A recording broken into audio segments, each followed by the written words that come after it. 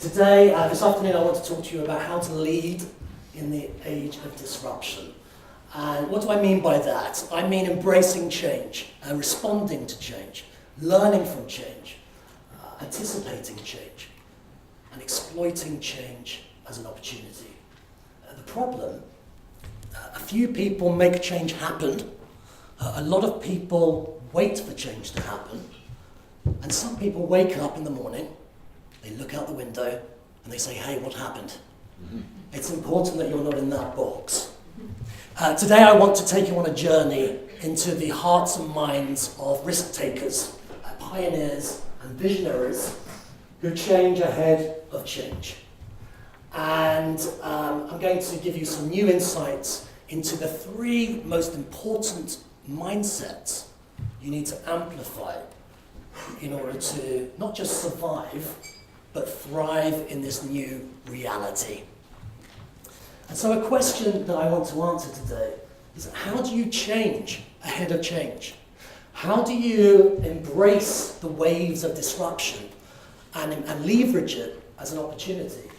What do you need to change in order to embrace change and not just survive, but thrive in this new reality? So the first learning point is success and power can mean that you listen more to your own perspective than listening to other perspectives. The classic example is a guy called Steve Sasson. You may have heard of him. He was an engineer at Kodak. He invented the first digital camera in 1975. But the board of Kodak did not want to disrupt their existing business model, which was making a lot of money. So how do we avoid becoming the next Sun Microsystems? What do you need to do today to accelerate change and make it part of your culture? Satya Nadella at Microsoft, an interesting individual, he talks about the difference between a know-it-all culture and a learn-it-all culture. His mission at Microsoft, the old mission from Steve Ballmer, was put a desktop computer in every office and home in the world. If they'd carried on with that vision, clearly they'd become another Sun Microsystems. But Satya Nadella, who is a change maker, has come into the business and revitalized it. This is the difference between being a day one company and a day two company. I want you to think about that. A day one company means that you're always experimenting, taking intelligent risks, testing out new ideas. You're innovating, you're inventing. A day two company is business as usual. Business as usual. Most companies are day two companies, or they become day two companies. To remain a day one company, you have to think like a startup. You have to have the heart and spirit of a startup. Startups are great at scaling quickly. You also have to use the resources of a big corporate, but it's that agility to think and act like a startup and to continue to reinvent yourself before you need to. Everyone's talking about disruption. It's become one of those buzzwords. And the danger of that is you lose the specificity. You lose the meaning. I recently met a guy in Silicon Valley. I asked him what his job title was. And he wasn't even being sarcastic. He said to me, Director of Disruption. I mean, it was about as popular as saying you're a Director of Death. I couldn't believe it, but yeah, he was a Director of Disruption. So, disruption, what does it mean? I think it means exponential change, as I said, and that is defined by three dimensions. One, the scale of change, the scope of change, and the significance of change. So we can see that disruption is happening everywhere. It's how we think, it's what we do, it's turning business models upside down, it's destroying legacy value, but it's not just negative, it's also positive. We've got Amazon, e-commerce cloud services company, winning 3 Oscars this year. Again, an example of the old rules don't apply anymore. Before you could protect yourself with economies of scale, that no longer applies. Now, any company can attack your business model CEOs around the world are sweating in their boardrooms. Data is the new oil. Even my new niece, I call her my CTO, Child Technology Officer. Most families have one. They're great at connecting the iPhone to the iPad. She even thinks that the TV is a giant iPad. Our children, in the next 5 years, the next billion digital natives are about to start entering the workforce. So again, massive organisational change, because they want to be led and managed in a completely different way to how you were led and managed in your careers. So, how do we reconcile these forces? How do we turn these forces into opportunities? Let's jump online and do a 30-second test. For this, you need to go to slido.com with your mobile. So, jump onto slido.com, put in hashtag 5676. So slido.com, hashtag 5676 is your code. And I want you to answer one question. We're going to do a live poll. Your company, so Mike, the question I want you to answer, my company embraces change and is ready to leverage disruption as an opportunity. Okay, so we've got some results here, and it's positive to see that the majority have a relative level of confidence, but we can see, and this is replicated around the world, that more can be done. More can be done in terms of a structure and a clarity of purpose around what is disruption. Do we have an aligned view of disruption at a leadership level? Do we understand how to embrace disruption and leverage it and get value from it? The problems of today, the challenges of today cannot be solved with yesterday's thinking. So you need to upgrade your mindset. And what that means is 10x thinking. An example of 10x thinking would be the Bill and Melinda Gates Foundation, which wants to wipe out malaria in 10 years. Another example would be Elon Musk's goal to put people on the planet within the next 10 years. They're big, audacious goals. That doesn't mean we still need to start small though, experiment. What's interesting about this particular change maker is two things. One, to disrupt your business as usual hat, you need to think in a completely different way. And so what they do at Google X or X is they reward failure. It's really counterintuitive. Rather than just reward success, they've realised that people tend to keep focusing on defending the status quo or allocating energy and time to projects which they know right at the outset aren't working. And they're much closer and know more about the project than you. So what they're trying to do here, which is instructive and we can learn from it, is if you want to accelerate change, you need to create psychological safety. People need to feel comfortable making errors, but not stigmatizing it as an error. That actually failure is not the opposite of success. It's a stepping stone to success. So I think it's a really interesting way. If you want to create a culture of change, not a status quo culture, you need to incentivize risk-taking, experimentation, create a culture of psychological safety where people they feel comfortable to speak up and have learnable lessons from failure. The point here is that when the rate of change, the rate of uncertainty is like this, you can afford to make more mistakes. And in fact, you should, as long as they're fail fast, fail cheap, and move on. What I recommend is that you use a methodology from the military, AAR. So after your change efforts, after action review, what did you intend to achieve? What really happened? And what were the lessons learned? Reid Hoffman at LinkedIn, he sold LinkedIn to Microsoft for $21 billion. But another really entrepreneurial change maker. And he talks about learning loops To accelerate change, you need to create fast learning loops. A learning loop means 4 things: observing, orienting, deciding, and acting. And actually, the teams and the companies with the fastest learning loops, observing, orienting, deciding, acting, are the ones that win in this new environment. The next tool of Google, which again is very powerful, is catalytic questioning.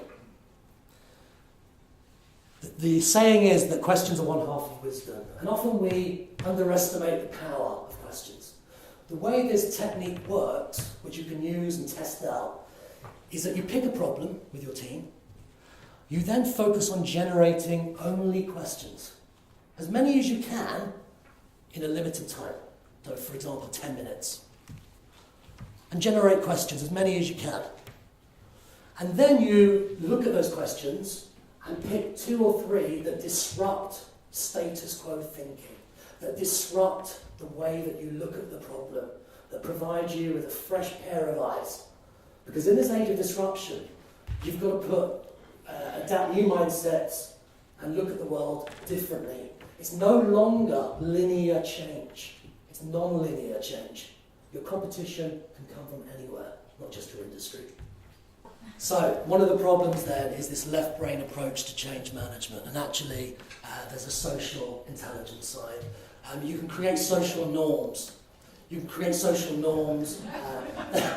You can create social norms with your teams. So, for example, at Adobe, what they did to create a company of 10,000 innovators, to create a culture of change, is that they rewarded risk and experimentation.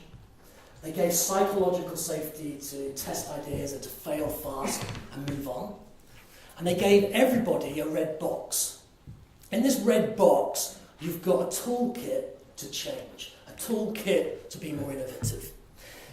The best part of this is that everybody in the company had a pre-approved credit card, pre-approved for $1,000. To prototype, to run experiments, and to find the next big idea. In the box, there's even a chocolate bar and a Starbucks credit, because obviously caffeine and chocolate is important for creativity. You can actually check this out. What Adobe have done very kindly is they've made it open source. If you go to kickboxadobe.com, you can download all the files that are in that box for free. You can create your own box.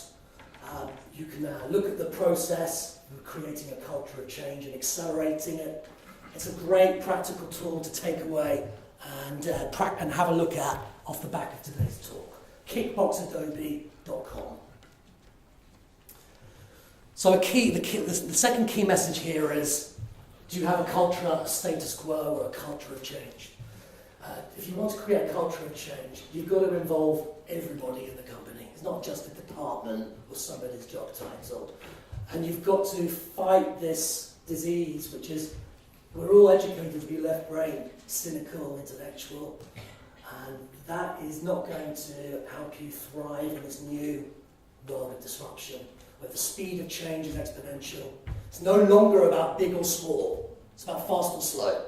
For example, it took the telephone 75 years to reach 100 million users. It took WhatsApp 3 years, and the game Pokemon Go 3 weeks.